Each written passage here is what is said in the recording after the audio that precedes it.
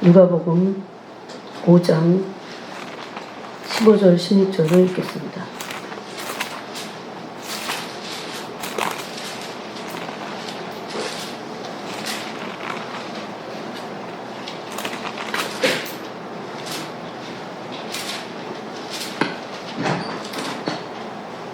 누가복음 5장 15, 16절을 함께 한 목소리로 읽도록 하겠습니다. 예수의 소문이 더욱 퍼지매 수많은 무리가 말씀도 듣고 자기 병도 고침을 받고자 하여 모여오되 예수는 물러가사 한적한 곳에서 기도하시니라. 아멘.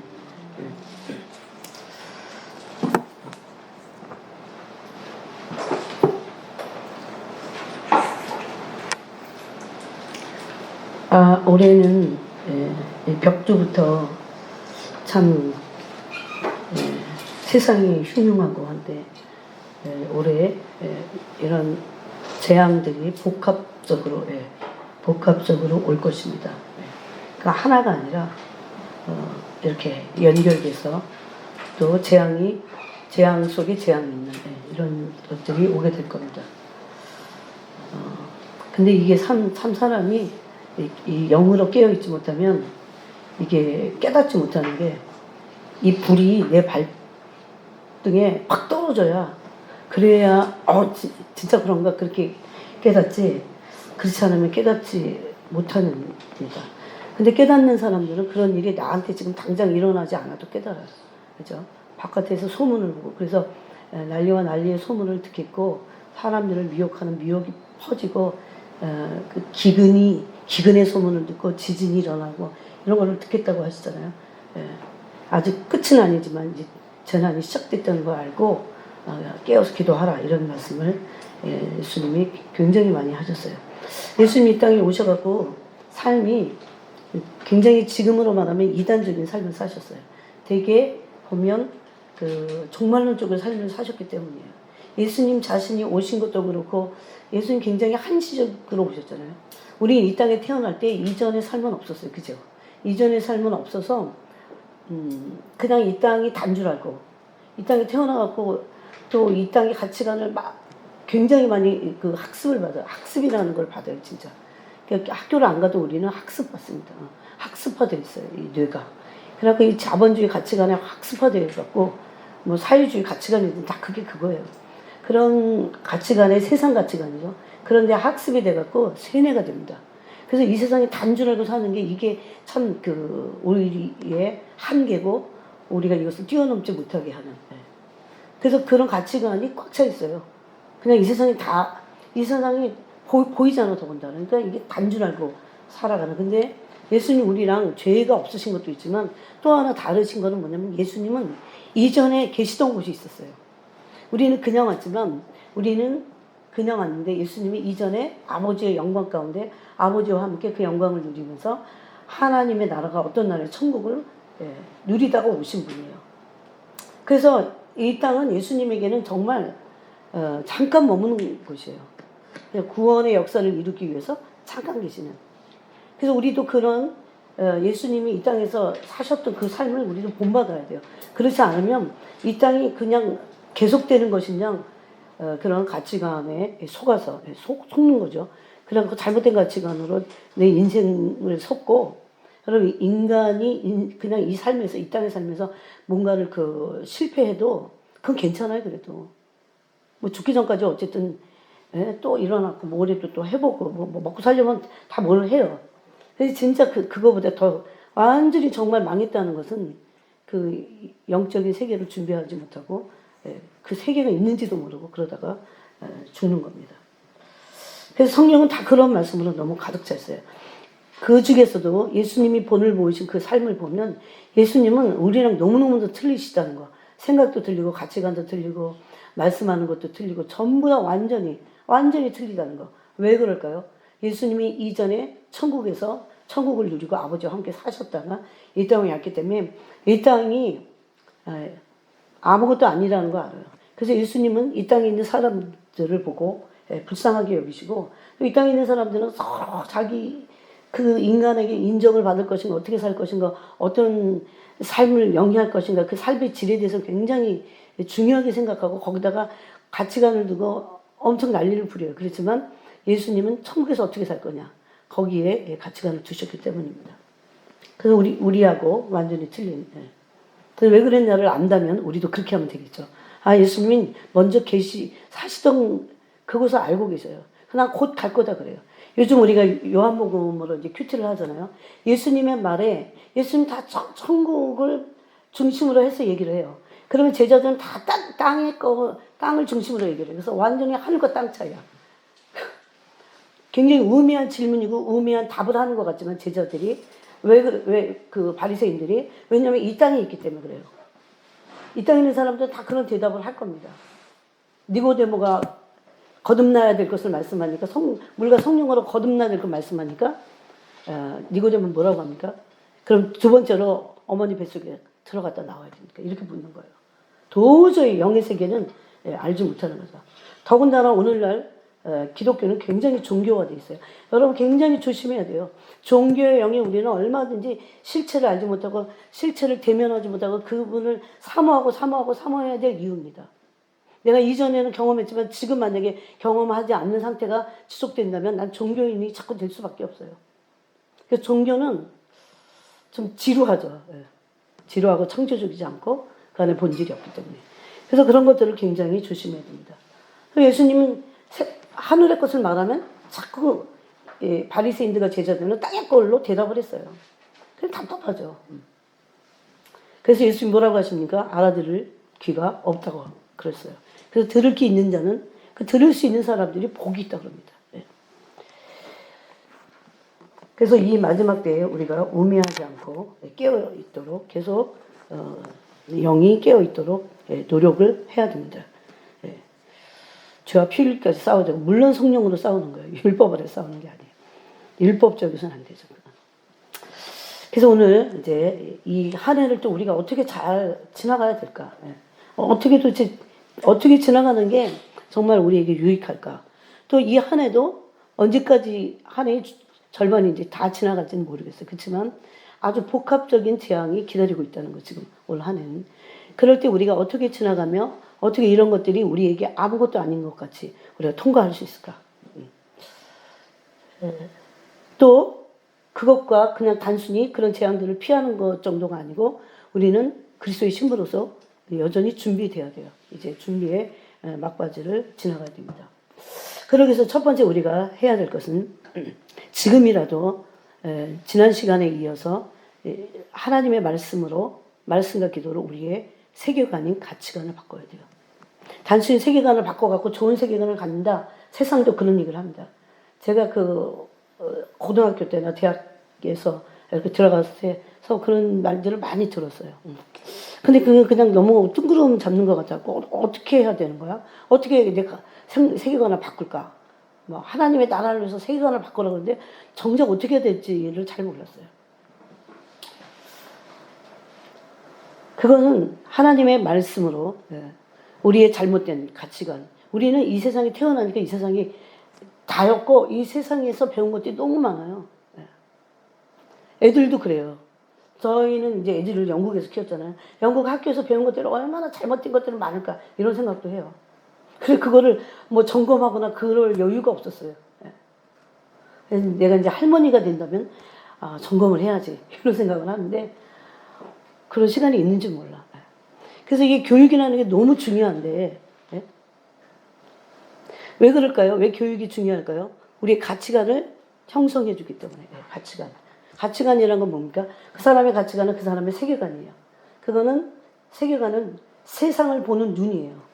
세상을 보는 눈이 세계관인데, 세상을 보는 눈을 다른 말로 하면 그 사람의 세계관을 점검하려면 그 사람이 어디다 가치를 두느냐. 돈에다 가치관을 두면 세상을 돈을 통해서 봐요. 돈이 너무 중요해요. 다 돈으로 봐. 다 돈으로 가치를 매겨요. 여러분 참 무서운 얘기잖아요, 그게. 그게 그 사람이에요. 그 사람은 돈밖에는 모르는 사람이 되는 거죠. 그래서 말씀과 하나님의 말씀은 진리이기 때문에, 하나님 말씀은 의이기 때문에 우리의 가치관을 바꾸지 않으면, 지금도 바꾸고 계속 바꿔가야 돼요. 바꾸지 않으면 우리는 우리의 신앙이, 믿음이 탈선하게 돼 있어요. 아니, 시작도 안 했을 수도 있어요. 세상에다 가치관을 뒀다면 세상을 사랑하게 돼 있어요. 우리가 철로 역정이라는 그 애니메이션 봤어요? 마지막 코스가 뭡니까? 세상입니다. 옛날에 그거 볼 때 그렇게 잘 못 깨달았던 것 같아요. 그때 너무 어려서. 근데 이번에 보면서 야, 마지막 코스가 세상이라니. 그래서 세상을 통과하려고 하니까, 세상에 물들지 않으려고 하니까 죽입니다. 그 세상에. 그래서 순교자가 나오잖아요. 예수님이 말씀하신 게 맞아요. 이 세상이나 세상에 있는 물건대로 사랑하지 말라. 그러면 아버지의 사랑이 그 속에 있지 않다 그럽니다. 거기에 세상에 있는 모든 사람들까지 포함해서 그래요. 그런 사랑이 아니에요, 그거는. 진정한 그리스도의 그 아가페적인 사랑이 아니라는 걸 알 수 있어요. 그 다음에 이런 가치관을 가져야 가치관이 바뀌어야 돼요, 완전히. 완전히 성경적인 가치관. 성경에서는 뭘 가치를 둘까요? 뭐, 어디다 가치를 둘까요? 하나님을 사랑하는데, 의의 가치를 두죠. 거룩의 가치를 두죠. 십자가 사랑, 십자가의 길, 이거에 가치를 주는 거예요. 요즘 사람들은 세상은 절대 십자가의 도를 따르지 않는 이유가 있어요. 그 세상 것이 그대로 교회에 들어갔고 십자가의 도를 따르지 않습니다. 교회가. 왜 그럴까요? 십자가는 미련한 거예요. 하찮은 거예요. 별 볼 일 없는 거예요. 그렇게 여기는 거죠. 그런 가치관을 갖고 있는 거죠. 교회가. 그리스도인들이 심지어. 근데 그게 왜 그래요? 세상은 헌신이나 대가 지불이나 희생이나 이런 거에 가치를 두지 않아요. 그렇게. 두는 척 할 것뿐이지. 절대 거기다 가치를 두지 않습니다. 예수님과 같이 그런 바른 가치관을 거기다가 두지 않아요. 성경은 전부 다 그 사랑에, 그 아가페적인 사랑에 엄청난 가치를 두는 거죠. 누가 만약에 아무것도 안 했는데 그 사람은 어떤 누군가를 위해서 사랑을 계속 실천한다면, 작은 사랑이라도 계속해서 그 사람을 온전한 사랑 가운데서 그 사랑을 실천하고 있다면 그 사람은 위대한 일을 하고 있다는 겁니다. 그게 근데 희생이었어요. 근데 그게 헌신이었어요. 사람들은 가짜를 만들어내죠. 그래서 희생이나 헌신을 하는 척하면서 막 드러내는 일을 하는 것뿐이에요. 그렇지만 우린 그것에 속을 수 없습니다. 그래서 이런 가치관에서 뭐가 나냐면 믿음이 나옵니다. 왜 사람들의 믿음이 가짜 믿음인 기복적인 믿음이 될까요? 복에다가 가치를 뒀기 때문에. 복만을 구하는 거죠. 계속 복 하는 거죠. 근데 성경은 진정한 복이 이미 우리에게 임했고, 그 이후에는 하나님의 나라의 가치를 두고, 하나님의 나라의 가치를 둬야 돼요. 하나님의 나라의 가치를 둔 믿음. 그래서 어떨 때는 연단을 통과해내는 게 믿음이에요. 시련을 통과하고 그때도 하나님에 대한 믿음을 꺾지 않는 그 믿음, 그게 진짜인 거예요. 그래서 칼을 이기기도 하고, 믿음으로 칼날을 피하기도 하고, 죽은 자를 부활로 받기도 해요. 순교당했어요. 남편이 순교했어. 자식이 순교했어. 손양호 목사님 같이. 아내가 순교했어요. 근데 그것을 부활로 받는 거예요. 죽음을 피하지 않는다고 했어요. 히브리서에 보면. 그게 진짜 믿음입니다. 그 믿음은 그냥 믿습니다에서 나오는 게 아니고 어디서 나옵니까? 가치관을 바꿀 때. 순교가 가치 있는 거죠. 어마어마한 가치가 있는 거죠. 그 가치를 뭐라고 부르냐면 영광이라고 합니다. 썩어지지 않을 하나님의 영광이에요.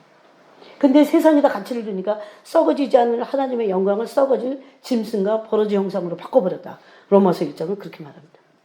그래서 이 가치관이 바뀌는 것이 우리가 진리를, 말씀을 읽는 이유고 묵상하는 이유예요. 계속해서 잘못됐다는 걸 알게 돼요. 근데 예수님은 정확하게 우리가 세상에서 어떤 가치관을 갖고 살아야 되는지를 본을 보여주셨어요. 천국의 가치관을 뒀기 때문에 계속해서 그런 말씀을 하시는데 제자들은, 또 바리새인들은 알아듣지 못했습니다. 그래서 이런 가치관을 가지고, 이런 가치관이 또 생기게 하기 위해서 첫 번째로 신도로서 우리는 무엇을 해야 합니까? 이때 필요한 것이 세 가지입니다. 믿음과, 지난 시간에 했죠. 이런 가치관에서 나온 믿음. 그 믿음이 필요합니다. 그냥 믿음이 아니에요. 이런 가치관에서 나온 믿음이어야 돼요. 그래서 믿음은 뭘 믿느냐인데, 얼마나 어디에 가치관을 둔 그것을 믿는 거죠.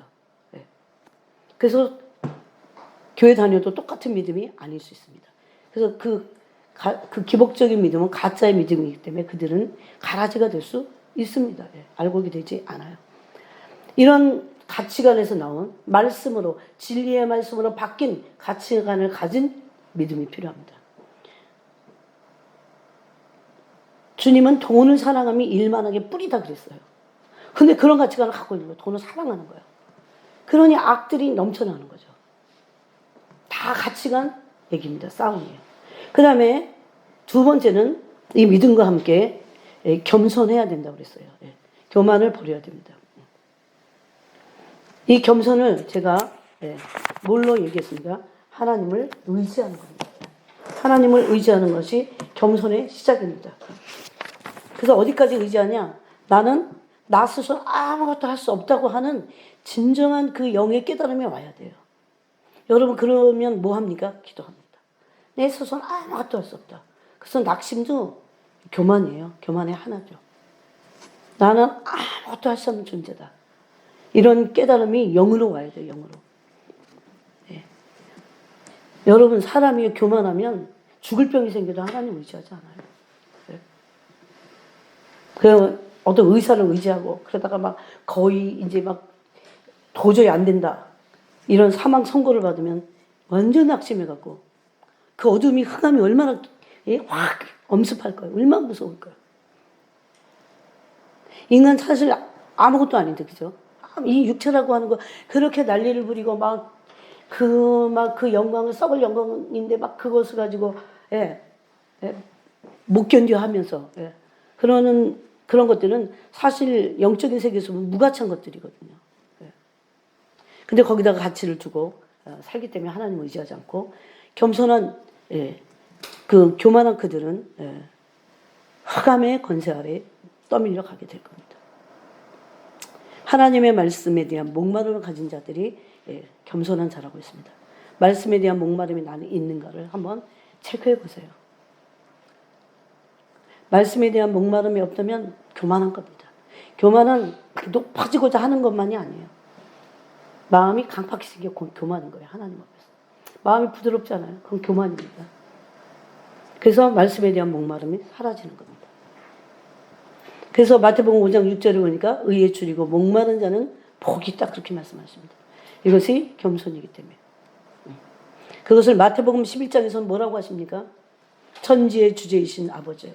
이것을 지혜롭고 슬기 있는 자들에게 숨기시고 어린아이 같은 자들에게 나타내심을 감사하나이다. 이렇게 하시는 것이 아버지의 뜻입니다. 그랬어요. 그러면서 온유와 겸손을 가르치십니다. 그렇죠. 뒤에 바로 온유와 쉼을 말씀하시면서 온유와 겸손의 짐을 지라고 그것을 지라고 그 멍에를 지고 나를 쫓으라 그렇게 말. 그러면 너희가 쉼을 얻을 것이다 그럽니다. 너무나 놀라운 정말 진리에 정말 너무나 아름다운 진리예요. 그것이 너무나 조화롭고 그래서 하나님의 말씀에 대한 목마름은 무엇으로 해결할 수 있을까? 예수님을 먹고 마시는 겁니다. 그래서 요한복음 6장을 우리가 이제 공부를 했어요. 근데 요한복음 6장에서 예수님을 먹고 마실 것에 대해서 엄청 여러 번 말씀하셨어요. 여러 타임. 71절까지 계속 생명의 떡이신 예수님을 먹고 마시도록. 여러분 그것은 언제든지 먹고 마실 수 있어요. 예수님을. 어느 곳에서도 먹고 마실 수 있어요. 그게 예배자입니다. 예수님을 어느 곳에서든지. 그죠? 내가 설거지하면서 예수님 먹고 마실 수 있어요. 그래서 시간이 없어서 기도할 수 없다. 그거는 핑계예요. 진짜. 그건 정말 핑계예요. 언제든지. 그래서 그게 요한복음 4장 24절 그 이하의 말씀들이 어느 곳에서든지 우리는 주님을 먹고 마심으로 예배자가 될 수 있어요. 우리는 어느 곳인지 어느 타임, 애니타임에도 어느 시간에도 새벽에 깨든 그게 한밤중이든 아니면 아침이든 점심이든 저녁이든 그러죠. 그래서 이게 완전히 그 문이 열린 거예요. 예수님의 오심으로 그런 예배자를 찾으시는 어떻게 보면 하나님에게도 너무 그들이 필요해요. 또 우리도 그 주님이 필요합니다. 이것이 겸손이에요. 하나님의 말씀에 목마름으로 늘 주님을 먹고 마시는. 여러분 이것은 복이기 때문에 그들은 처음을 받게 될 겁니다. 배부르게 될 것이요 그랬어요. 그래서 우리는 어느 순간에 있다 할지라도 그것이 낙심될 때도 있어요. 인간이 살다 보면. 잠시입니다. 그렇지만 계속돼서는 안 돼요. 잠깐 우울할 수도 있어요. 그렇지만 그게 계속적이면 안 됩니다. 그럴 때도 그 우울한 망정, 낙심이 됐을 때도 염려 근심이 잠깐 찾아올 수 있어요. 그지만 계속되면 안 돼요. 왜냐하면 그럴 수 없는 게 그분을 먹고 마시기 때문입니다. 그분을 찾기 때문이에요. 그분을 전심으로 의지하기 때문이에요. 하나님을 전심으로 의지하는 것을 겸손이라고 했습니다. 이것을 구원과 연결시켜서 예수님이 이렇게 말씀하셨어요. 너희가 돌이켜 어린아이 같지 않으면 결단코 천국에 들어갈 수 없다 그랬어요. 그러니까 어린아이들의 특징이 뭐라고 그랬습니까? 대단히 의존적이죠. 그러니까 우리가 주님을 의지하고 전심으로 의지하고 전적으로 의지하고 어느 때든지 언제든지 어느 장소든지 의지하는 것이 구원의 완성을 향해서 가는 겁니다. 그럼 의지하는 게 주님 계속해서 의지하는 게 우리에게 구원을 이루게 하는 그 완성으로 가게 해요. 참 이런 것들이 너무 놀랍죠. 이런 거를 알게 된 게 너무 감사하죠. 그래서 어린아이 같으라는 거예요. 계속 나를 의지해라. 성령을 계속해서 의지해라. 어느 때든지 자다가 일어나서도 의지하고. 네? 그래서 그 전능자의 그늘에 우리가 있을 수 있는 거예요. 그래서 그 뒤편에 보면요. 밤의 살이 너희를 피해갈 거다 그래요. 늘 주님을 의지하니까. 네? 어둠이 엄습하지 못하는 거예요. 그렇게 하기 위해서 믿음이 필요하고 그 겸손이 필요해요. 그 다음에 하나는 빛과의 지속적인 교제입니다.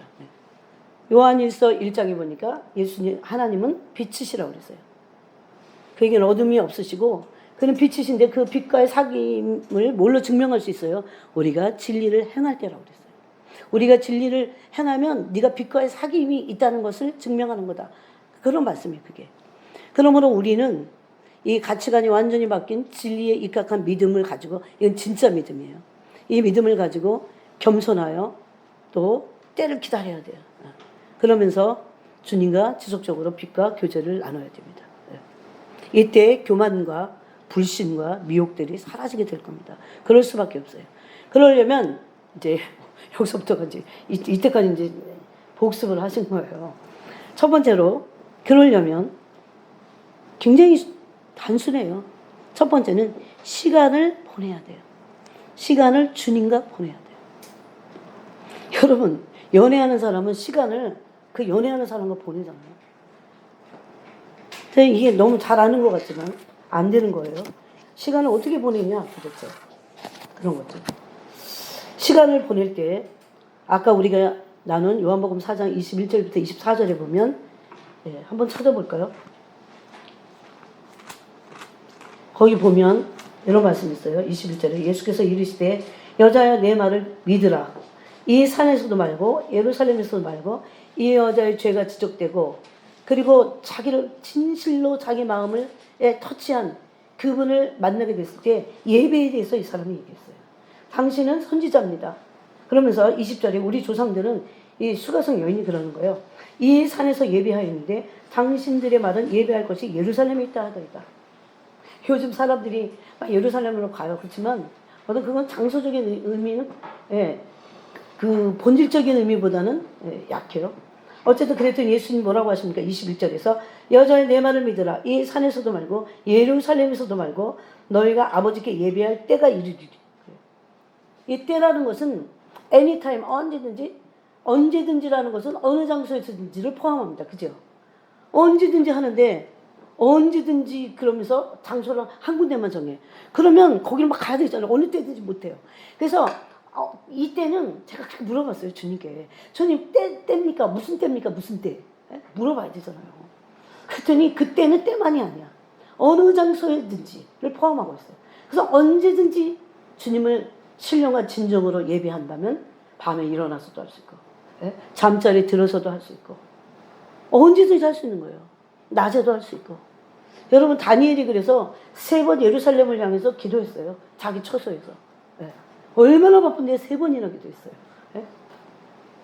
바로 예배자입니다. 이런 자들이 시간을 보내는 자들이에요. 그러면서 예수님이 너희는 알지 못하는 것을 예배하고 우리는 아는 것을 예배하는 이는 구원이 유대인에게서 납니다. 그래서 아버지께 참되게 예배하는 자들은 신령과 진리로 예배할 때가 오나니 곧 이때라. 곧 이때예요. 그러니까 그때부터 예수님이 이 말씀하신 그때부터 어느 때든지 어느 장소든지 예배는 열려 있다는 겁니다. 어떨 때 그 문이 열릴까요? 어떻게 해야 그렇게 예배할 수 있을까요? 장소가 중요합니까? 시간이 중요한 거예요? 아니죠. 신령과 진정으로 그 마음으로 나갈 때는 언제든지 하나님이 그 예배를 받으신다는 겁니다. 이런 공예배 말고도. 그래서 영과 진리로 예배하는 사람들이 시간을 그렇게 보내는 거예요. 계속 영과 진리로 주님과 시간을 보내는 겁니다. 이렇게 예배하는 자들 근데 주님은 찾으신다고 그랬어요. 찾으신다. 그분이 내가 믿음으로 나가서 그분을 찾고 그분과 시간을 보낼 때 나한테 상 주는 것을 믿어야 돼요. 그분은 상을 주시는 분이세요. 그 다음에 요한일서 1장 5절부터 7절에 보니까 빛과의 사귐입니다. 이 빛과 빛이신 예수 그리스도와 사귐을 통해서 어둠이 우리 안에서 제거됩니다. 그러면 이렇게 말할 수 있어요. 얼마나 많이 시간을 빛과 보냈는가. 여러분 빨리 어둠이 제거되고 싶은 분 있어요? 그럼 더 많은 시간을 보내면 돼요. 더 많은 시간을 그분과. 어둠이 제거됩니다. 왜? 빛을 통해서. 그러면서 우리 안에서 어둠이 제거되니까 어떻게 됩니까? 진리를 행하게 돼 있어요. 이거는 막 행해야 돼 아니면 믿음이 중요해 이렇게 말할 필요가 전혀 없는 얘기예요. 그거는 그분을 만나보면 알아요. 진리이신 그분을 빛으로 사귀어보면 알아요. 사귀어보면 이걸 따질 필요가 없다는 거 아니에요. 그 교리 못 맞는 사람들이 성경을 통해서 교리를 만들어갖고 따지는 거예요. 하지만 이런 변론은 너무나 쓸데없어요. 막 밤새워 해도 쓸데없는 겁니다. 여러분 지금도 잘못된 인간적인 가르침 다른 복음이 한국 교회에 정말 많아요. 근데 왜 그럴까? 이런 생각을 했어요. 진짜 그분을 만나지 못하면 그렇게 됩니다. 만나면요 그분을 대면하면 회개해야 되는 거 알아요. 여러분 그쵸? 예? 회개를 해야 되냐 말아야 되냐 이거 막 또 변론을 하고 있잖아요. 그분을 만나면 왜 회개해야 되는지 알아. 뭘 회개해야 되는지 아는 거예요. 그걸 갖고 싸울 필요도 없어요. 속지 않습니다. 다른 복음을 받아들일 수가 없어요. 그거는 이 구역질이라서 못 받아들여요. 그건 굉장히 악마적인 거예요. 왜 그럴까요? 빛과 사귀지 않아서 그래요. 시간을 보내지 않는다는 겁니다. 이 시간을 빛과의 사귐을 시간을 보내면서 계속 사귄다는 것은 이 속에서 생명이 오고 가는 거예요. 생명이. 그 다음에 빛이 오고 가는 거예요. 요한복음 1장에 보니까 예수님 1장 9절에 보니까 그 이전에도 보니까 예수님을 빛이시고 생명이라고 했어요. 그러니까 이 예수님과의 시간을 보낸다는 것은 진짜 보내면 빛의 교제가 일어나는 거예요. 생명의 교제가 일어나는 거예요. 근데 이런 속임수도 있습니다. 막 예수님이 아닌 예수님 주변에 있는 것들과 이렇게 연결을 맺도록 주변 것, 주님 자신이 아닌 주변 것에 관심을 갖도록 그렇게 끕니다. 근데 이건 주님을 대변해 보잖아요. 주님 빛과 사귀고 생명과 사귀본 사람은 맛을 알기 때문에 그런데 빠져들지도 않고 그런 거를 누가 말해도 맛보고 아니면 금방 알아차립니다. 분별할 수 있는 거예요. 여러분 그러므로 예수님과 빛이신 예수님과 생명 되신 예수님과 우리가 시간을 보내고 그분과 사귄다는 것은 너무나 중요합니다. 너무나 중요해요. 그분을 먹고 마시는 거예요. 그러므로. 여러분 예수님을 먹지 않고 마시지 않는데 어떻게 우리가 무슨 힘으로 이 땅에서 나를 이기고 죄를 이기고 세상을 이기고 마귀를 어떻게 이겨요? 그건 불가능한 일이에요. 그런 사람들은 조금만 탁 걸면 그냥 다 넘어지죠. 침륜에 빠져버려요. 왜? 진정한 믿음을 사귐을 통해서 얻지 못했기 때문에. 여러분 우리가 처음에는 다 알지 못하고 믿어요. 그렇지만 나중에는 모르는 걸 믿지 않는다고 했어요. 아는 것만큼 믿게 돼 있어요. 근데 어떻게 알아요? 그분이 우리에게 생명의 빛으로 오셔갖고 우리와 그분이 계속 교제를 나눌 때 그분을 알게 되는 겁니다. 그래서 누가 시간을 많이 보내느냐 굉장히 중요해요. 여러분 누워서도 계속 보내야 됩니다. 자기 전에도 주님과 시간을 보내다가 잠들어야 돼요. 왜? 마귀가 틈타기 때문에. 완전히 마귀가 우리를 너무 잘 알아. 아 얘는 안 되겠네. 얘는 건드려도 안 돼. 그런 때는 건들지 않아요. 호시탐탐 노리고 있는 것 같아요. 네. 지금이 바로 그때입니다. 네. 그래서 언제든지 시간을 보낼 주님과 시간을 보내고 싶은 마음이 막 생겨야 돼요. 그런 갈망이 막 생겨야 돼요. 그래서 막 어디로 좀 가고 싶어야 돼요. 막 조용한 곳에 시끌시끌하고 막 그런 사람들이 막 북적거리는 그런 데 말고 주님과 사귀고 싶어서 시간을 같이 보내고 싶어서. 예수님도 그렇게 하셨습니다. 마태복음 6장 6절에 보니까 너는 기도할 때에 네 골방으로 들어가. 그래서 사귀기 위해서요. 시간 보는 거. 미쳤어요. 왜 골방으로 들어가요? 외롭고 골방은 무슨 거기에 뭐 화려해요. 왜 걸로 들어가라고 하셨어요? 골방으로 들어가 문을 닫고, 이 문을 닫는다는 것은 세상과의 차단을 얘기해요. 아무리 문을 닫아도 세상과 차단하지 않는다면 계속 그건 골방이 될 수 없습니다. 수많은 사람들이 기도는 한다고 하지만 세상과 차단하지 않은 채 기도를 하기 때문에 주님을 깊이 대면하기가 힘듭니다. 사탄은 기도한다고 방해를 안 하는 게, 얘는 이제 방해 못 하겠구나 아니에요. 골방으로 못 들어가게 방해를 하는 거죠. 문을 못 닫게. 예? 여러분 문을 닫으셨어요. 문을 못 닫게 하는 거예요. 계속. 그래서 계속 세상거 다 듣고 있는 거죠. 문을 닫을 때 이 말씀이 맞아요. 은밀한 중에, 진짜 심령의 깊은 곳에서 우러나오는 그 은밀한 곳에 내 영혼이 깊이 들어가서, 내 마음속에 심령이 깊은 곳으로 들어가서 본연의 나예요. 그게 진짜 나예요. 때로 넘어질 망정 그 본연의 내 중심 안으로 깊이 들어가서 문을 닫고, 세상 소리를 좀 듣지 않고 문을 닫고 은밀한 중에 주님 만나는 거예요. 이걸 못하고 있다는 거 아니에요. 사람들이 다 속여놨어요. 마귀가. 사람들이 혼자 있잖아요. 외로워서 그걸 못 견뎌. 딱 좋은 시간인데 그분 안으로 깊이 들어갈 수 있는 은밀한 중에 문을 닫고, 은밀한 중에 환경이 이미 육신적인 환경이 됐잖아요. 조용하니까. 네? 그래서 은밀한 중으로 들어가야 되는데 못해요. 막 죽는 줄 알아. 그래서 사람 불러대고 막 전화하고, 네? 또 바깥으로 뛰쳐나가고 막 그러잖아요. 주님과 사귈 수 없어요. 사귑이 안 일어나요. 잘. 깊이는 안 일어나요. 근데 너무나 좋은 시간이에요. 어떻게 보면 진짜 좋은 시간은 고독할 때예요. 세상과 단절되니까. 그래서 그런 기도를 해야 돼요. 주님 다 끊어주세요. 쓸데없는 것들. 그런 기도 해야 돼요. 여러분 너무나 많은 관계를 맺는 사람 치고 이 중심 안으로 들어간 사람 못 봤어요. 잘 안 돼요 그게. 너무 사람은 어쩔 수 없어요. 한계가 있기 때문에. 너무 보고 듣는 게 많아. 예? 너무 많이 관계를 맺고 있어. 그럼 그 사람들로부터 영향을 받지. 어떻게 은밀한 중에 글로 들어가야 주님으로부터 그분과의 빛의 사귐, 생명의 사귐이 교제가 일어나는 거잖아요. 그래서 일로 들어가라고 하신 거예요.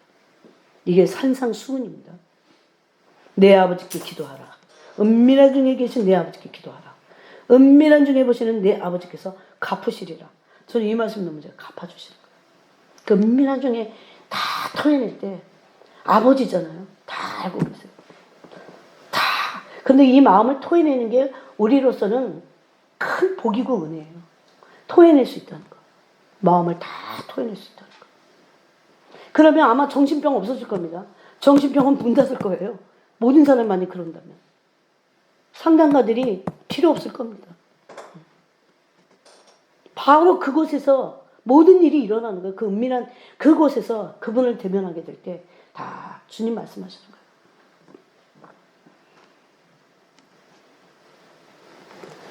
거예요. 그래서 이렇게 우리가 시간을 보낼 수 있어야 됩니다. 그거는 어느 장소든지 어느 때든지 가능하다는 겁니다. 예. 그 다음에 두 번째는 마음을 깊이 나누는 자들입니다. 마음을 깊이 나눠야 돼요. 그냥 시간만 보내면 안 돼요. 마음을 나눠야 돼요. 실질적으로 시간도 필요하긴 해요. 어느 정도. 어떤 정해진 어떤 그 필요에 의한 어떤 시간들이 필요해 그렇지만 어느 정도 마음을 나눌 수 있잖아요. 그러면 짧은 시간에도 나눠. 근데 중요한 건 이것이 습관이 돼야 되고 이걸 배워야 돼요. 주님 앞에 머물러 있으면서. 그래서 나중에는 짧은 시간이지만 계속해서 마음을 나누는 거죠. 왔다 갔다 하면서도 나누고. 근데 요즘 사람들이 이게 잘 안 되죠. 교회 다니는 사람들. 길게 앉아있지 못할 때도 짧은 시간에도 계속 나눕니다. 심지어 짜투리 시간에. 여러분 만약에 직장 생활을 한다면 직장 생활을 가만히 하고 계속 주님만 어떻게 묵상해요. 근데 이런 것들이 굉장히 이게 훈련이 되잖아요. 그러면 마음을 깊이 나누는 훈련이 되잖아요. 그러면 나누게 되는 거예요.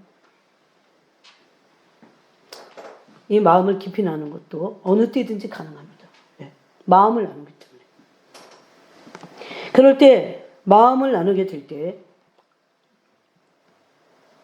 뭘 할 수 있냐면요. 내가 뭘 해야 될지 알아요. 내가 뭘 해야 될지 지금 현장에서. 내가 어느 길로 무슨 1년 후에 너무 그런 거 따질 것도 없어. 매일매일의 삶을 인도함 받는데 일단 그 삶의 한복판에서 내가 무엇을 해야 할지 알아요. 우왕좌왕하는 사람도 얼마나 많습니까 지금. 왜 그런 줄 아세요? 마음을 깊이 나누지 않아서 그래요. 마음을 주님과 깊이 나누잖아요. 그러면 안정적이 돼요. 그럴 수밖에 없어요. 요즘 사람들은 우왕좌왕하는 것도 이제 마음이 붕 떠 있어요. 그 붕 떠 있다는 게 어디에 마음이 없다는 게 아니에요. 주님께 붕 떠 있어. 주님께는 붕 떠 있고 어디에 딴 데 가 있어. 둥그런같이. 이게 사랑의 정체인데 마음을 주님과 깊이 나누게 될 때 내가 뭘 해야 될지 안다니까요. 또 내가 지금이 어느 때라는 걸 알게 돼요. 뭘 하고 이걸 언제 해야 될지 이런 것들을 알게 돼요. 그것이 바로 주님의 뜻을 알게 된다는 겁니다. 마음을 나누지 않고는 주님 알 수 없기 때문이에요. 이 마음을 깊이 나눈다고 하는 것은 주님을 알 수 있게 하는 거예요. 그러므로 그 뜻을 알게 됩니다. 내가 뭘 해야 될지 알게 돼요. 그 다음에 세 번째는 사랑을 나누는 겁니다. 다 비슷한 얘기 같지만 좀 틀립니다. 마음을 나누는 것도 너무 중요하지만 거기서 더 깊이 들어가서 사랑을 나눠야 돼요. 그분이 나에게 주신 사랑을 이때 받습니다. 또 나도 그분에게 내 사랑을 드릴 수 있는 겁니다. 이게 신부예요. 그렇게 해보셨어요? 주님의 사랑을 받아보셨어요? 마음을 깊이 나누다 보면 더 깊이 들어가면 예? 우리가 힘들 때 내 마음을 쏟을 수는 있어요. 그렇죠? 그렇지만 사랑을 나누는 건 또 다른 예? 수준이에요. 어떤 사람들은 내가 주님이 필요하니까 내 힘든 마음을 막 주님께 아뢰요. 그런 건 해요. 그렇지만 주님과 사랑을 나누지 않을 수는 있어요. 내 마음을 그 받은 사랑을 내가 반응하는 거예요. 한번 해보셨으면 좋겠어요. 정말 해보세요. 그러면 영의 문이 쉽게 열려요. 그럴 때 친밀함으로 인도함을 받습니다. 친밀해져요. 그래서 시편 보니까 시편 25편인가요? 한번 볼까요? 이런 말씀이 있습니다.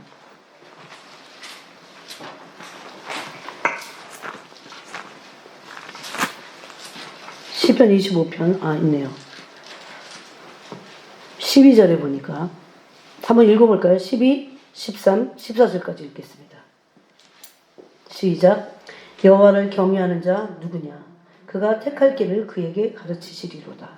그의 영혼은 평안히 살고 그의 자손은 땅을 상속하리로다. 여호와의 친밀하심이 그를 경외하는 자들에게 있으며 그의 언약을 그들에게 보이시리로다. 아멘. 예. 이 말씀은 우리가 속속들이 다 알지 못해도 중요한 것은 하나님을 경외함으로 하나님과 친밀해질 수 있다는 거. 그죠? 네. 그래서 우리가 주님을 사랑할 때 구약적인 의미에서 경외한다고 그래요. 그거를. 그죠? 네. 아브라함도 이 하나님을 정말 사랑하고 경외하는지를 시험하셨어요. 하나님이. 여러분 그래서 지금은 우리가 하나님께 나는 어떤 일이 있어도 주님을 사랑해요. 라고 내 사랑을 증명해 보여드릴 수 있는 그게 마음과 행동을 보여드릴 수 있는 그때입니다. 그럼 사탄이 막 거의 발악을 하겠죠. 사랑하는 자들을 망가뜨리려고. 근데 이것을 이 사랑을 깊이 나눠서 계속해서 친밀함 안에 들어갈 때 이런 일이 일어납니다. 시편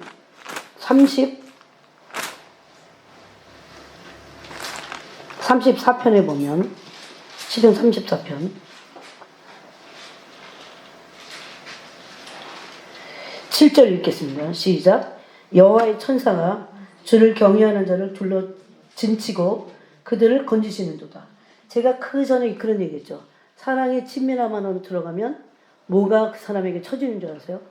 보호막이 쳐져. 근데 이게 사랑이야. 사랑의 보호막 안에 그 사람이 있습니다. 그래서 사단이 어느 정도 사랑에 깊이 들어가면 이제 못 견디려요.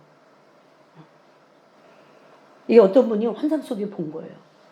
자기 어떤 막이 있는데 너무 말랑말랑한 막이야.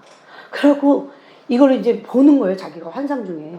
너무 말랑말랑한 막이 자기 영혼에 쳐져 있는데 이게 너무 말랑말랑해서 원수가 확 들어올 것 같아. 너무 말랑거려갖고. 근데 희한하게 그 영계에서 알아요. 이것이 사랑의 막이라는 거. 둘러 침치는 거야. 네? 여기 똑같은 거예요. 그게. 그럴 때 어느 수준의 사랑의 그 높이에 들어가잖아요. 깊이 들어가잖아요. 그러면 못 들어 마귀가. 그래서 이들이 뭘 받습니까? 특별한 보호를 받아요. 여러분 성경에도 특별한 사랑을 받는 사람들이 있잖아요. 그들입니다. 바로. 인정해서 하나님이 보호해서 진을 치시는 거. 그래서 뭐라고 합니까? 너희는 여호와의 선하심을 맛보아 알지어다. 그에게 피하는 자는 복이 있도다. 너희 성도들아 여호와를 경외하라. 그를 경외하는 자에게는 부족함이 없도다 그랬어요. 이게 구약적인 의미에서 경외가 하나님 사랑하는 겁니다. 구약적인 표현이죠.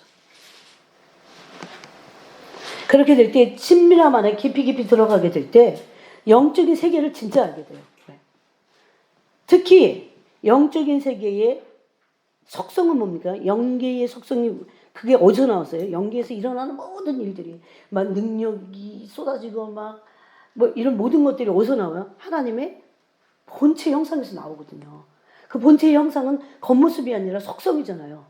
그래서 하나님과 이 사랑의 친밀함 안에 깊이 들어가야 돼요. 얕은 데 있지 말아야 돼요. 그럼 아직도 여기는 싸움이 있어. 막 사단이 어떻게든지 그거 떨어뜨리려고 막. 예? 근데 깊이 들어가잖아요. 그러면 주님의 성품을 알게 돼요. 성품을 진짜. 예? 주님이 어떤 성품이신지 맛보게 돼요. 여기 아까 그랬죠. 여호와의 선하심을 맛보아 알지어다. 당연히 그에게 피하게 됩니다. 그분을 전적으로 의지하는 것은 당연하다는 걸 알게 돼요. 그래서 친밀함을 가지게 될 때 주님 자신을 알게 됩니다. 여러분 그러므로 이렇게 말할 수 있어요. 주님을 깊이 사랑하지 않으면 주님을 잘 몰라요. 마음을 조금 나눴다고 해서 일방적이지 주님을 다 실망해요. 사랑을 받고 여기서는 이제 주고받고 하는 거예요. 사랑을 계속 받고 또 나누고 내 마음을 내 사랑을 드려야 돼요. 그래서 우리도 그래서 이때 서로에게 속해 있습니다. 서로에게 속해 있다는 건요. 주님이 어떻게 우리에게 속해요? 아가서에 보면 주님이 우리의 사랑에 속해 있는 거죠. 그래서 너무 놀라운 거예요. 내 사랑에 그분이 속하기를 간절히 원하고 있어요. 저는 그냥 조금 사랑을 시작한 사람들 시작했으니까 그 사람은 사랑이 시작했기 때문에 신부로 취하려고 그러시지만 않아요. 여전히 지금도 신부라는 것을 자신이 모르는 사람들에게도 그 영혼을 취하기를 얼마나 원하시는지 몰라요. 친밀해지기를. 근데 그들이 원치 않죠. 네? 지금은 그런 기회가 아직 남아있을 때라는 겁니다. 그러므로 사랑하는 건 당연해요. 그렇지만 사랑하지 않는다면 주님을 진짜는 알 수 없어요. 주님을 진짜 안다는 건 성품을 아는 건데 이건 친밀한 가운데 들어갈 때 알아요. 그래서 요한복음 15장에 보면 이런 말씀이 있습니다.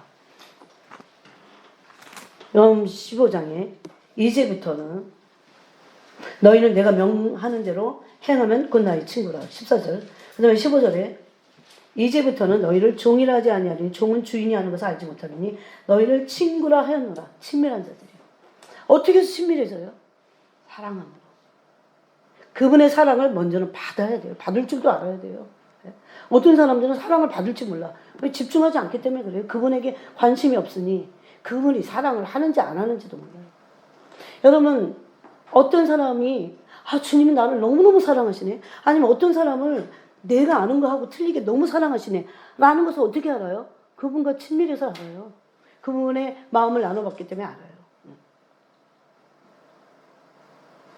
친구가 되는 겁니다. 그래서 친구는 뭐라고 했어요? 내가 내 아버지께 들은 것을 다 너에게 알게 하시라 그래요. 그래서 주님을 너무 잘 알 수 있게 돼요. 성품을 알고 주님이 하시는 것을 알아요. 여러분, 주님의 성품을 우리가 주님과 친밀해짐으로 사랑으로 알게 될 때 우리에게 유익이 뭘까요? 닮게 돼요.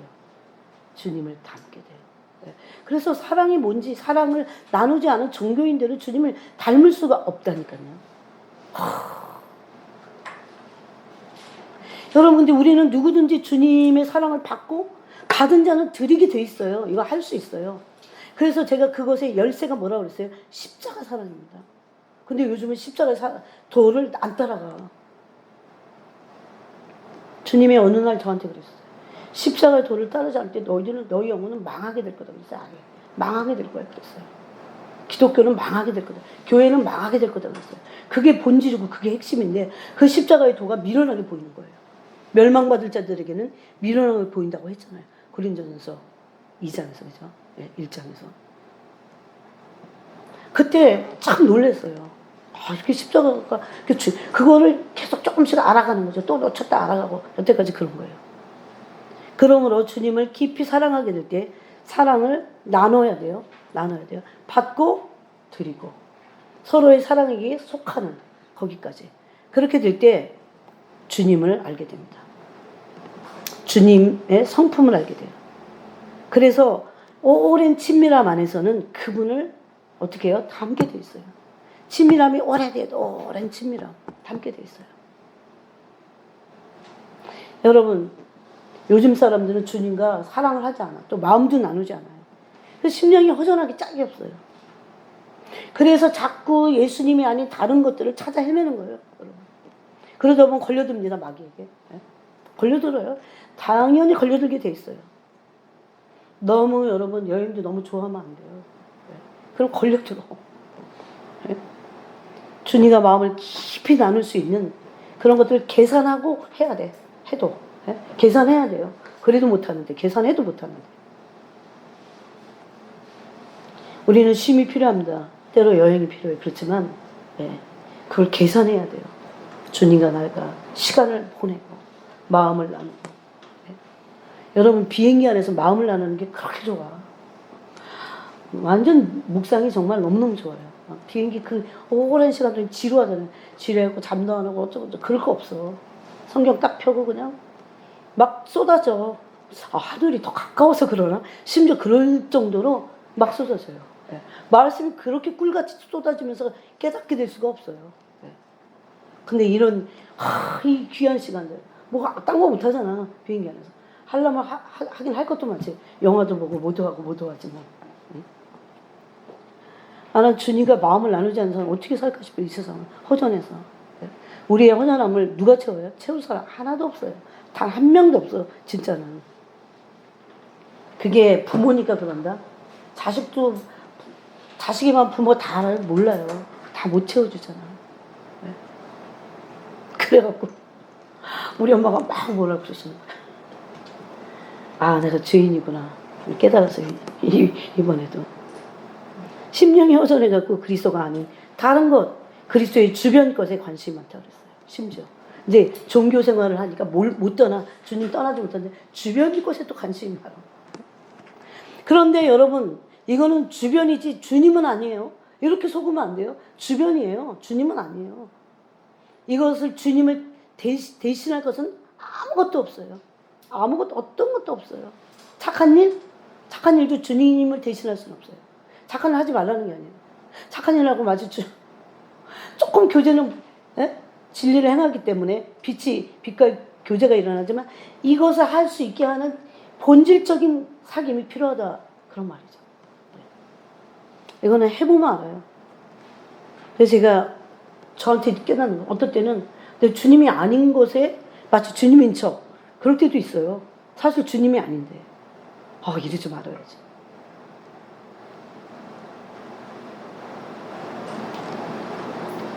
그래서 이렇게 친밀한 그 사랑을 나누는 게 너무너무나 중요합니다. 너무너무나 중요해요. 자, 마가복음 보겠습니다. 마가복음 1장. 예수님은 이 땅에 우리와 똑같은 육체를 입고 피곤하셨어요.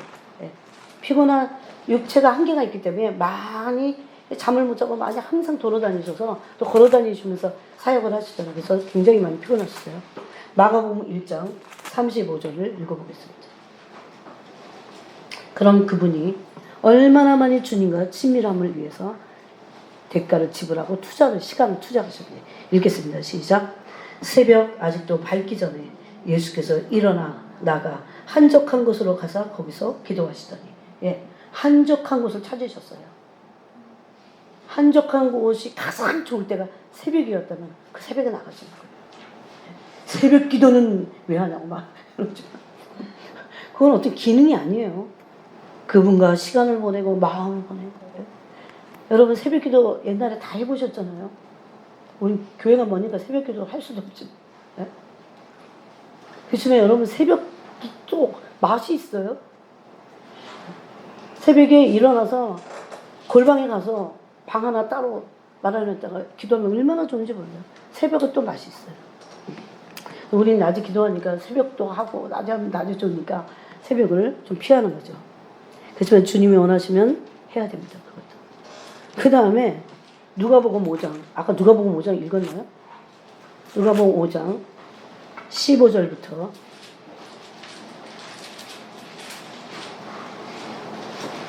5장 맞나? 5장 15절 16절 이건 읽겠습니다. 다 찾으세요. 누가복음 5장 15절 16절 읽겠습니다. 시작.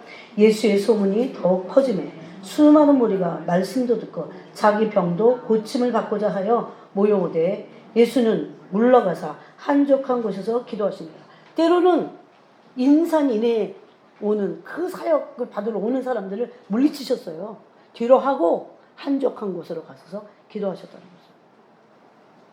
이건 참 우리에게 오늘날 너무나 중요한 예수님 오실 때 너무 가까웠잖아요. 여러분 말로만 그러면 안 되잖아요. 안나와 시므온을 본받아야 돼요. 성전을 떠나지 않고 그들이 안나는 특히 주야로 금식하여 섬겼어요. 오실 길을 예비했어요. 그것이 자기 심령의 길이든 또 영적인 길이든지 그런 길을 예비했다는 거예요. 바로 예수님은 한적한 곳으로 가셔서 모든 사역을 뒤로 물리치시고 기도하셨다는 겁니다. 사역이 너무 바빠서 아니면 뭐가 바빠서 그럴 수 없다는 것은 어떤 바쁜 일도 예수님을 만나는 그 일을 대신해 줄 수 없어요. 지금이라도 우리가 이것을 마음에 새겨야 됩니다. 그 다음에 요한계시록으로 가보겠습니다. 그런데 진짜 주님과 친밀해서 이 친밀함에서 나오는 모든 것을 가지고 이긴 교회가 있어요. 요한계시록에 빌라델피아 교회입니다. 그런데 여러분 우리가 보통 빌라델피아 교회 하면 인내의 말씀을 지키고 열린 문을 두고 주님의 이름을 배반하지 않는 좋은 교회, 작지만 좋은 교회 그렇게 생각했잖아요. 근데 그 모든 것들이요. 저는 옛날에 그런 생각했어요. 아니 에베소 교회나 빌라델피아 교회는 뭐가 틀려? 여러분 읽어보세요 집에서. 에베소 교회도 엄청난 노력을 했어요. 에베소 교회 읽어볼까요? 내가 너의 행위를 아는데 수고하고 인내하고 또 악한 자를 용납하지 않았어요. 근데 여러분 빌라델피아 교회도 악한 자를 용납하지 않았어. 자칭 유대인이라 하는 자들을 9절에 보라 사탄의 회당고 자칭 유대인이라 하나 그렇지 아니하고 거짓말하는 자들을 그거를 구별해냈어요. 그러니까 에베소 교회하고 틀릴 거 하나도 없어. 근데 에베소 교회는 또 뭐 했어요? 그냥 거짓된 것을 드러냈어요. 다 드러냈어요. 이게 영역이 있다는 거야. 분별력도 있다는 거예요. 그래서 제가 한동안 이게 딜레마에 빠졌어요. 에베소 교회와 주님 빌라델피아 교회가 뭐가 틀립니까? 그런데 이제 말은 못하죠. 제가 자세히 안 읽어봐서 그래요. 깨우려고. 사실 그러면서 에베소 교회에 대해서 조금 더 읽어보면 또 네가 참고 내 이름을 위하여 견디고 게으르지 아니한 것을 아노라. 그러면 여러분 빌라델피아 교회도 이름을 위해서 견디는 게 나와요. 어디 나옵니까? 몇 절에? 조그맣게 봤는데. 이제 눈이 침침하니까 자꾸 안 보여서. 몇 절에 있어요? 예? 8절? 아, 예, 8절에 있어요. 거기 있잖아요. 네가 작은 능력을 가지고도 예? 내 말을 지키면 내 이름을 배반하지 않을까. 아, 똑같잖아요. 내 이름을 위하여 견디고 게으르지 않고 똑같잖아요. 왜 그런데 이들은 책망을 받았을까? 왜 사랑이 없어서요? 그럼 빌라델피아 교회는 사랑이 있다는 소리인데, 그죠? 그래서 제가 살펴봤어요. 뒤져봤어, 막. 그러나 너를 책망할 것이 나니 너의 처음 사랑을 버렸느니라. 아예 사랑조차 없는 사대교회 같은 교회도 있어요. 그런데 다 좋게 생겼어. 아예 없어갖고. 그런데 에베소 교회는 그나마 처음 사랑이 있었어요. 근데 그거를 까먹었지. 어디다가 떨어뜨렸어. 여러분, 교회 가운데요, 에베소 교회 같지 않은 교회도 너무너무 많습니다, 지금. 그거보다 훨씬 더 나쁜, 월스트한 그런 교회들 너무 많아요. 아예 사랑이 시작도 안 했어. 종교인들만 꽉 찬 교회. 그런데 빌라델피아 교회가 이런 말씀합니다. 한번 읽겠습니다. 이것은 9절 읽겠습니다. 9절. 에베소 교회, 빌라델피아 교회가 주님을 사랑했다는 증거를 제가 찾아냈어요. 9절 읽겠습니다. 시작. 보라, 사탄의 회당 그 자칭 의대인이라 하나 그렇지 아니하고 거짓말하는 자들 중에서 며칠 내게 주어 그들로 와서 내 발 앞에 절하게 하고 내가 너를 사랑하는 줄을 알게 하리라. 놀랍죠. 그러면 에베소 교회는 안 사랑했겠어요? 첫사랑을 가지고 있어요. 첫사랑도 있었는데 이거는 빌라델피아 교회가 첫사랑을 놓치지 않고 계속해서 주님과 더 친밀한 사랑 안으로 들어갔다는 거예요. 그래서 인내의 말씀을 지킨 거예요. 그러니 그건 퀄리티가 높죠. 사랑하기 때문에. 그래서 제가 그랬죠. 사랑하기 때문에 그러는 건 너무 귀한 거예요. 여러분 중에 누가 주님을 사랑해서 너무 도에 지나치면 그거 갖고 책망하면 안 됩니다. 왜? 그건 사랑하는 거예요. 그 사람이 하나님 사랑해서 그러는 건 뭐라고 책망해서는 안 돼요. 예? 여러분, 남녀가 사랑해보세요. 거기 미쳤지. 거기서 적당히 사랑해. 그런 건 없어. 부모가 자식 사랑해보세요. 적당히, 그건 사랑이 아니에요, 이미. 부모가 자식을 사랑해갖고 보통 때는 안 나타나. 그런데 불이 났어, 집에. 그럼 어떻게 해요? 불러 뛰어듭니다, 막. 예? 그런데 옆에서 누가 그래. 야, 적당히 해. 그거 너 불러 뛰어들다가 그 자식 건질려다 너 죽어. 그런 사람 없어요. 순식간에 들어가는데 막을 수도 없고 바로 그 사랑을 하셔서 내려오신 분이 바로 예수 그리스도세요. 하늘 보좌 영광 가운데 앉아 계실 수 없었어요. 영광을 다 깨트려 버리고 그게 그분에는 행복이야. 그래서 내려오신 거예요. 네? 근데 그 사랑이 빌라델피아 교회에 있었다는 거죠. 그 사랑으로 인내의 말씀을 배반하지 않았어요. 이름을 배반하지 않고 말씀을 지키고 오히려 칭찬해 줘야 돼요. 물론 시험 들지 않게 잘해야 돼요. 잔느기용 같이.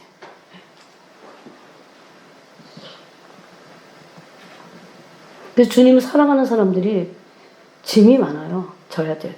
십자가가. 그래 쉬운 게 아니에요. 더 많은 헌신, 더 많은 희생. 근데 만약에 이게 싫다면 주님을 사랑하는 데서 우리도 뒤로 물러가서 침륜에 빠지게 될 겁니다. 여러분, 이 모든 것들은 다 관계예요. 주님과의 관계. 관계를 누가 잘하냐. 그게 믿음이 좋은 사람 아니겠어요? 믿음은 결국 그러므로 관계입니다.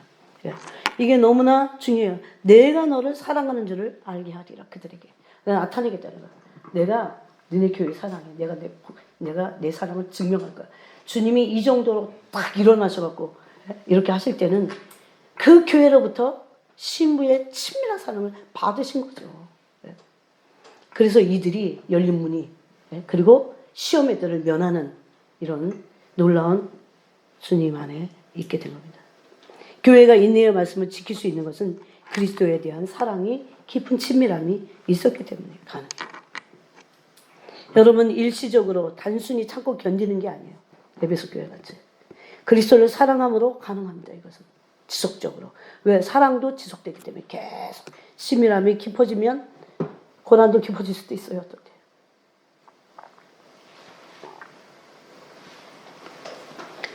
그러므로 그리스도와 시간을 많이 보내야 됩니다. 누가 더 많은 시간을 보낼 것인가? 누가 처음에는 딱 깊은 사랑까지 못해도 일단 시간을 많이 보내야 돼요. 빛과 교제하고 생명과 교제하고 그것을 누릴 수 있을 때까지 이제. 예? 그것이 그 실체를 붙잡을 수 있을 때까지 바울과 같이. 그 실체가 손에 잡히잖아요. 맛보고 알게 되고 부어주시고 내 영혼이 예? 맛을 보고 알게 되는 거잖아요. 여기서 다 일어나는 거예요. 그럼 이 가치관이 바뀌게 됩니다. 그렇게 시간을 오래 보내면 마음을 깊이 나누게 돼요. 예? 마음을 깊이 나누면 내가 어디에 있어야 될지, 무엇을 해야 될지 다 알게 돼요. 예? 그러면서 이 마음을 깊이 이제 일방적으로 내 마음을 들였다면 더 깊어질 때 주님의 사랑을 받고 나도 그분을 사랑하게 되는. 그럴 때요, 이 사랑이 친밀해지면은 아버지께 들은 것을 말하겠다고 아까 그랬잖아요. 요한복음 15장 15절에서 이 사건이 일어나는데 어떻게 하냐면 주님의 마음을 우리에게도 나눠주세요. 주님의 마음.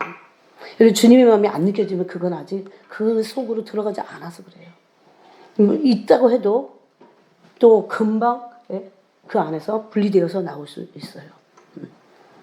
사실은 이거를 유지하는 거죠. 그렇게 하지 않으려고. 그럼 뭐 다른 교리를 뭐 믿어야 돼, 어찌해야 돼 이럴 필요 없어요. 믿음이 먼저야 행위가 어째 이렇게 말할 필요가 없어요. 그분을 대면하게 되면. 그건 아직 몰라서 그래요. 사실은. 그렇게 되면 그분과 친밀해지면 그분을 알게 되는데 그분의 성품을 알게 되고 계속 오랜 친밀함으로 들어갈 때 어떻게 됩니까? 그분의 성품을 담게 되는 거죠.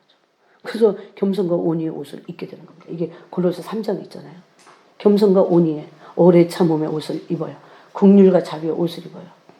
우리가 아직 거기까지 다 다다르지 못했잖아요.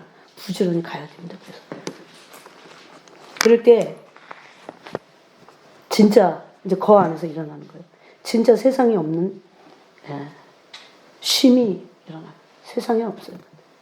다 쉬려고 난리 부리고 막 어디까지 가지만 저도 다 해봤잖아요. 진짜 쉼은 없어요. 그게 때로 그릴 때 있어요. 그래서 주님이 그거 허락하실 때도 있어요. 그래. 그렇지만 알게 돼요. 그건 쉼이 아니야. 주님 안에 깊이 들어가는 게 쉼이구나 라는 걸 오히려 그렇게 하면 알게 돼요. 그래서 친밀해지는 거죠. 주님의 교육 방법은 참 놀라워요. 뭐 우격다짐을 안 하시니까. 근데 제가 이제 남을 가르치면서 만약에 헤맨다면 가만두시겠어요? 여러분 시간을 어떻게 보내냐고 이렇게 하는 분들이 있어요. 근데 첫 발걸음이 말씀을 묵상하는 거예요. 자꾸. 그게 열려야 돼. 그래서 말씀을 묵상하고 또 그거 갖고 기도하고. 여러분 저도 그런 시간을 이게 20대부터 보내서 그게 열린 거죠. 그러다가 또 중단된 적도 있어요. 중단된 적도 있어요. 그래서 변화의 시작은 말씀으로 가능합니다. 이런 시간을 보내면서 마음을 나누고 사랑을 나누는 것을 주님이 너무 원하십니다. 이게 신부들이에요. 그렇게 되는데 그때 이제 변화가 일어나요. 그래서 여러분 고독하고 외롭고 막 그럴 때 그렇게 해야 돼요. 이거. 시간을 주님과 보내야 돼요. 근데 이거를 못 나누게 하는 방해하는 것들이 너무 많아요. 외적인 삶이에요. 외적인 삶 막 분주하고 마귀가 막 어떤 문제를 막 일으키잖아요. 그러면 알면 돼요. 이거 마음 빼앗으려고. 주님과 내가 친밀함 안으로 막 사람 통해서 막 흔들어놔요. 막 분주하게 환경도 막 일이 빵빵 터지고 또 불러내고 사람들이 우리를 막 불러내고 저도 많이 속았어요. 저는 그런 짓 안 해요. 얼마나 허전한지 몰라. 그러고 나면 그리고 다 뭐가 덕지덕지 뭐가 막 내 영혼에 껴갖고 이거 어떻게 청소하지? 더럽히지 말을 걸. 이런 생각이 들어요. 힘들어 막 그래갖고. 그런 내면의 삶, 자기 안으로 깊이 들어가야 되잖아요. 이런 내면의 본질적으로 삶을 사는 것을 살지 못하도록 막 마음을 분주하게 하고 마음을 염려와 근심으로 나눠놓고 삶의 환경을 막 사람들을 통해서도 막 헷갈리게 하고 막 문제를 일으키고 이거 다 주님과 사랑을 깊이 못 나누게 하는 것들이에요. 그걸 나중에 여러분 압니다. 나눠본 사람은 알 거예요. 이거구나. 그런데 사람들 거기 휘둘려 이제 막 바람도 쳤고 막 문제에 또 막 뺑뺑이 돌아. 그러면 마귀는 안 그래도 지금 마음이 좀 해이해졌는데 점점 해이해져갖고 이제 아예 거기 나가 떨어질 수도 있어요. 요즘은 마태복음 24장을 조심해야 돼요. 이 영어 성경에는 이 셀렉트드 됐어. 이게 선택받은 자들이야. 예? 선택받은 자 예정된 자들이에요. 근데 그 사람들까지도 넘어뜨리려고 한다고 그랬어요. 마귀가 겁이 없어. 까불고 있어 지금 예수님의 보혈을. 예. 우리가 문제죠. 우리가 문제라서 그래요. 그러므로 우리는 예수님과 그리스도가 사랑을 나누는 시간을 보낼 때 공허함이 해결됩니다. 혼돈이 혼란스럽잖아요. 삶이. 해결이 돼요. 혼돈의 질서가 와. 왜? 생명과 빛이 오기 때문에. 그리고 흑암이 점점 사라져요. 요 세 가지 어디에 있어요? 창세기 1장 2절에 있잖아요. 흑암과 혼돈과 공허가 있다고 했잖아요. 여기에 공허가 사라지고 주님의 그 쉼이 평강이 임하죠. 그 다음에 혼돈이 사라져요. 질서가 잡혀요. 뭘 해야겠다는 거 알아요. 우왕좌왕하지 않게 돼요. 그래서 질서가 없는 곳은 마귀가 일하는 곳입니다. 그리고 흑암이 계속 어둠이 제거되고 그래서 삶의 질서가 생깁니다. 이것이 뭘 통해서 가능해요? 예수 그리스도를 먹고 마시는 삶이라고 요한복음 6장이 전체가 말씀하는 거예요. 71절까지. 예수 그리스도는 생명의 떡이십니다. 생명의 물이 되십니다. 그래서 7장에서는 생수 되심을 말씀하셨어요. 초막절 끝날에 크게 외치셨어요. 이미 예수님이 생명의 떡이심을 6장에서 말씀하시니까 그 후로 그랬어요. 성경은 7장 1절에서 그 후로 유대인들이 예수님을 잡아서 죽이려고. 왜? 복음의 실체를 이제 폭로하신 거예요. 항상 그 전에는 말하지 말라고 사람들이. 근데 때가 되시니까 자신을 완전히 드러내셨어요. 그래서 생명의 물이 임으심을 말씀하셨어요. 그때도 잡으려고 하인들을 보냈어요. 근데 손을 대는 자가 없다. 이렇게 성경은 말씀합니다. 그런 주님을 우리가 먹고 마시게 될 때 가라지 않습니다. 줄이지 않게 영원히. 그렇게 말씀하셨어요. 우리 영혼이 가라지 않게 될 겁니다. 우리 영혼은 줄이지 않게 될 겁니다. 여러분 사람들의 모든 문제는 예수님을 먹고 마시지 않으므로 교회는 다녀도 예수님 먹지 않아요. 교회는 다녀도 예수님을 마시지 않아요. 그러므로 생기는 모든 문제들입니다. 그래서 대신 예수님 대신에 뭔가를 다른 걸 먹어. 다른 걸 마셔. 그래갖고 대처해놨어요. 예수님을 대신할 것은 하나도 없어요. 심지어 사역도 예수님을 대신할 수는 없습니다. 예수님 먹는 걸 대신할 수 없어요. 네? 예수님을 먹어야 되는데 막 사역만 해. 그럴 수 없어요. 여러분 그것이 집안일이라도 마찬가지입니다. 내가 예수님을 먹고 마심으로 모든 일을 하는 거예요. 그럴 때 어떤 환경의 제약도 벗어나게 돼요. 이거는 내가 노력해서 되는 게 아니고 그분을 계속 먹고 마실 때 일어나는 일들이에요. 그럴 때 평안과 기쁨과 쉼을 얻게 되고 내적인 풍요를 맛보게 되는 겁니다. 기도하겠습니다. 하나님 아버지 오늘 이 말씀 주신 거 감사합니다. 우리가 주님과 더 이 마지막 때에 시간을 빼앗는 분주한 일들이 엄청 많습니다. 그런데 이것을 이제 만약에 깨닫고 지금 시작한다면 주님 계속 훈련하게 해주시옵소서. 그래서 이 시간을 보냄으로 주님과 교제를 통해서 마음을 깊이 나눌 수 있는 데까지 가게 하시고 그것이 이제 예수님의 안에 있는 그 사랑, 그 친밀함을 함께 누리는 그것까지 우리가 깊이 들어갈 수 있도록 그래서 사랑의 길이와 넓이와 깊이와 길이에서 자라가는 저희 모두가 되게 진정한 신부가 되도록 축복하여 주시옵소서. 정말 오랜 친밀함을 통해서 주님을 닮는 저희 모두가 되게 역사하여 주시옵소서. 예수 그리스도의 이름으로 기도합니다. 아멘.